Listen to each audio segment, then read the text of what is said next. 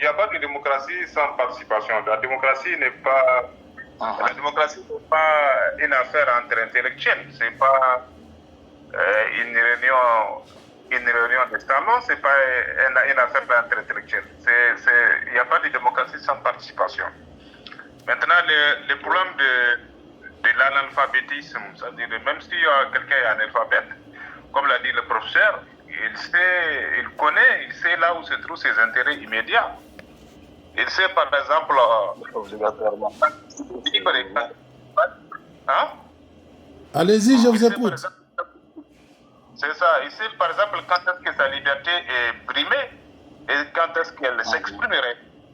Oui. Il sait aussi quelles sont les réalisations qu'il faut faire pour améliorer son quotidien.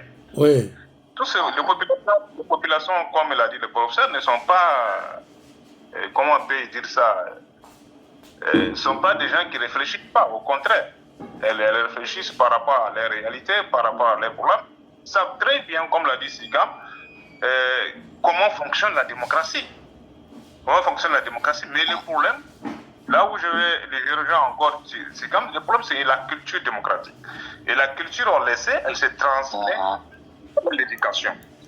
Elle se transmet de génération en génération. Elle se transmet dans la famille, à l'école, dans les institutions sociales, etc., etc. Donc, tant qu'il n'y a pas cette culture de démocratie qui est transmise au sein des familles, au sein des organisations sociales, à l'école, etc., on aura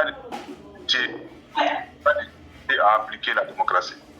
Et surtout quand, moi, l'analyse que j'ai faite, c'est qu'il ne faut pas penser que dans nos sociétés actuelles, africaines, tout le monde est favorable à la démocratie. Non, il y a des gens qui ne sont pas favorables à la démocratie. Il y a des gens qui ne sont pas favorables à la démocratie. Et certains d'entre eux ne comprennent pas les enjeux qui sont liés à un régime, à démocratique. C'est ce qu'il y a un économiste américain qu'on appelle Champanter qui dit ça. Il dit qu'en réalité, c'est les degrés de l'utilisation de la raison qui parfois pose problème. C'est la rationalité vivante qui pose problème. Par exemple, quand il y a un exemple d'un ouvrier, par exemple, quelqu'un avec qui tu as eu un contrat, tu as pris un maçon, tu as décidé de lui payer 6 000 par jour, par exemple. Maintenant, à la fin, les maçons finissent son travail, toi tu décides, non, les journées que tu as faites là, moi je vais te donner au contraire, au lieu de 6 000 par jour, je vais te donner 4 000 par jour. Ça, ce sont des situations concrètes. Les maçons vont réagir pour dire que non, il n'est pas d'accord. Il n'est pas d'accord parce que vous êtes en 6 000 par jour. Mais dans les décisions gouvernementales, les relations qu'il y a entre l'individu et l'action gouvernementale ne sont pas parfois des relations directes. Ne sont pas parfois des relations directes et elles sont obscurcies, je dirais, transformées par d'autres éléments. Par exemple, la décision du gouvernement n'est pas une affaire d'individu. Peut-être c'est une affaire de communauté, c'est une affaire globale, c'est une décision qui va se prendre de l'ensemble de la société.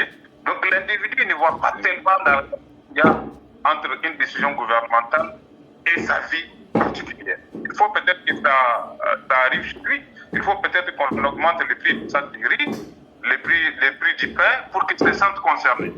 Mais quand c'est des décisions globales qui concernent les principes de gouvernance, qui concernent la liberté, l'individu ne se sent pas immédiatement concerné.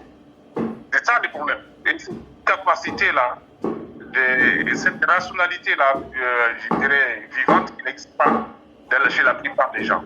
Et il y a l'émotion, les sentiments qui sont parfois des facteurs qui nous empêchent de voir clairement les relations qui existent entre notre position en tant qu'individu et les décisions de l'État. Et les décisions de l'État. Donc, dans la société africaine, il y a ce genre de composantes qu'il faut prendre en compte au sein de nos sociétés. Il y a aussi des mentalités qui ont été formatées par l'histoire. Par l'histoire, c'est ça le problème. Il y a des esclavagistes en Afrique quand même. On est d'accord. aussi au Mali. Ici au Mali, il y a des sociétés esclavagistes. Hein? Récemment, il y a une dame qui a été tuée, il n'y a pas plus de 2 ans qui a été tuée parce qu'elle a tout simplement dit qu'on ne doit pas la traiter d'esclave. Une vieille dame qui a été tuée, qui a été jetée de la bourse. Donc il y a des sociétés esclavagistes. Tous ces gens-là ne sont pas favorables à la démocratie. Il y a aussi des gens qui ont été formatés par les différents régimes, parce que les régimes militaires, ce sont des régimes qui ont tiré. C'est ça le problème, qui ont tiré. Les régimes qui ont fait 20 ans, 30 ans, ils ont eu le temps de constituer une classe favorable à eux au sein de la société africaine. Donc ces gens-là ne sont pas favorables à la démocratie. Il y a aussi